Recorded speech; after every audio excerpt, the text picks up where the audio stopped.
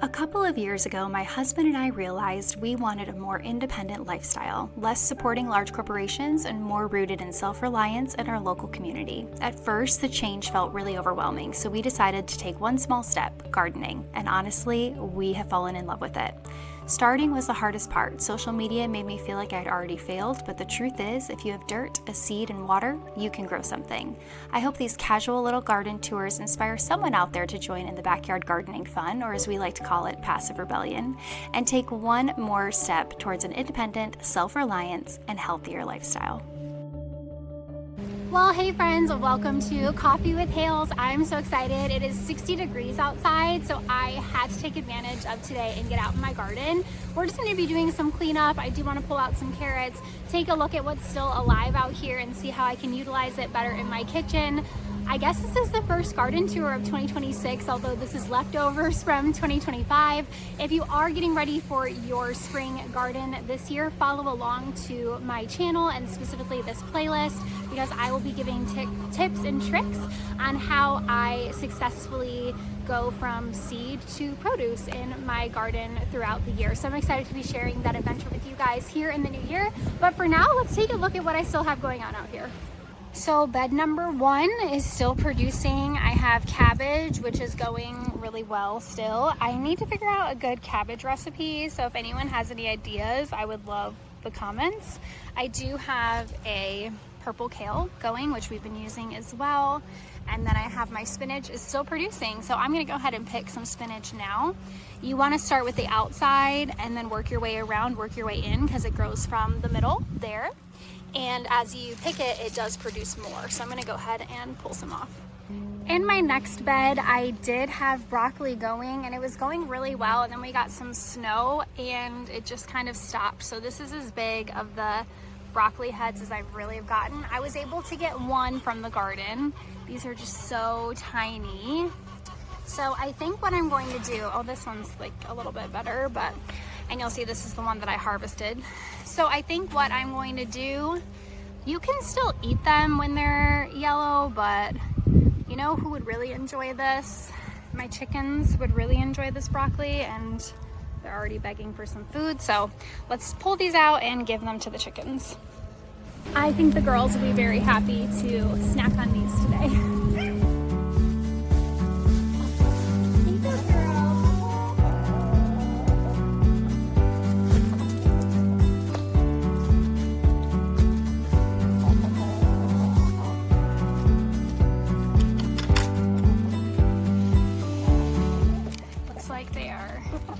Very happy to be enjoying these broccoli leaves. So that's one nice thing about having chickens is I could have composted these too, but it's nice to know my chickens are getting a nice organic healthy snack as they're laying delicious eggs for me.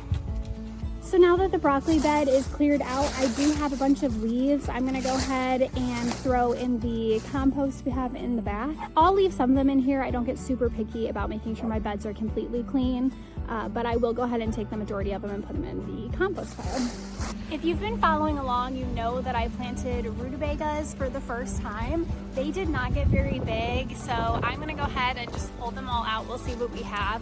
But I've used a few of them in some different stews and soups that I made. I really wanted to try to do mashed rutabagas, like they say they're similar to mashed potatoes, but I didn't have enough to do that. They just came out really small. So let's see what we have here, and then we will compost some of these and give some to the chickens as well. All right, so let's see. See, they just were very small. You can see they just didn't get big. They're supposed to be like, oh, this one's a little bit bigger. See, that one's a little bit bigger, but still, it's just not very big. And I feel like I was hoping they would get a little bit larger. If you look here, I think it shows the problem. So I definitely planted them too close together. I don't think I gave them enough space they needed. They kind of remind me of like turnips or radishes or beets.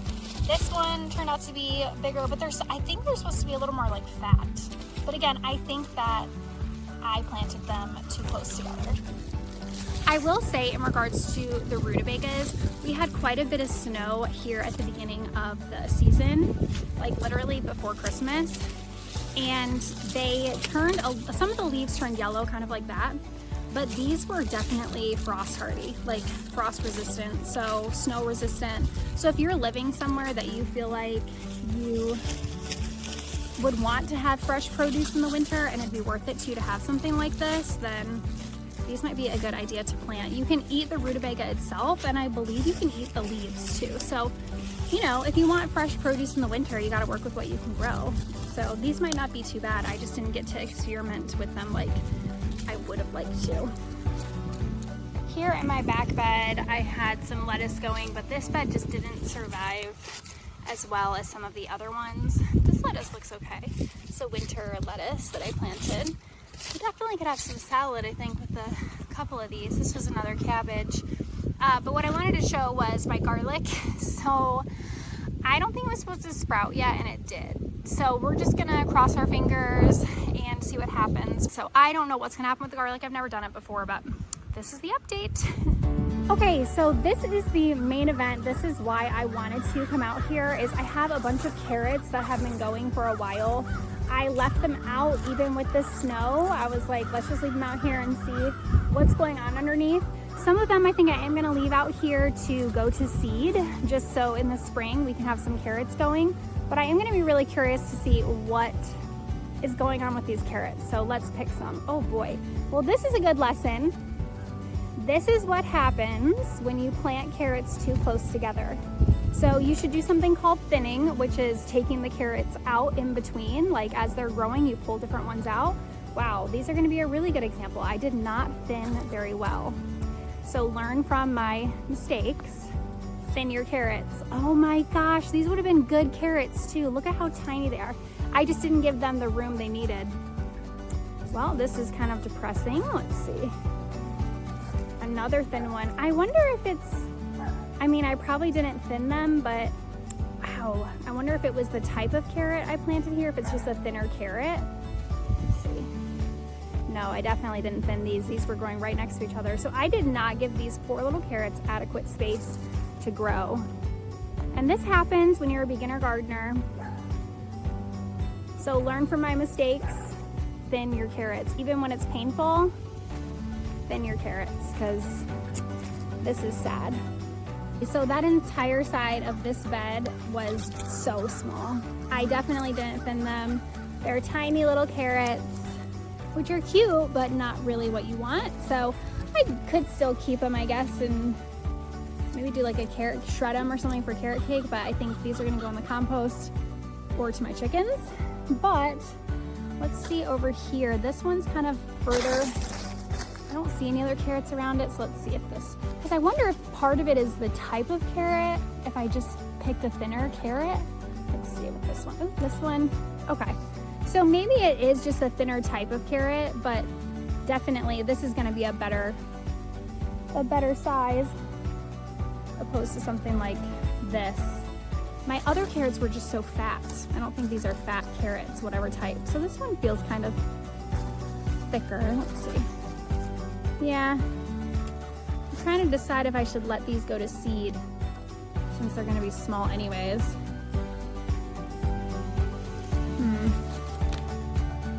I don't know what to do. Yeah, here we go. So this looks like whatever type of carrot I think I planted in here is a thinner carrot. It's not a fat carrot, but definitely they should be a little bit longer than, you know, some of these other ones. That's actually pretty thick, but compared to these other ones, you can see a big difference. So you definitely want to make sure when you plant your carrots, you thin them, because the carrot seeds are so tiny that you just end up kind of sprinkling them through. So in the spring, if you're going to do carrots and get them going, first of all, you want to direct seed them. So you just want to put them, yeah, this is a really white carrot too.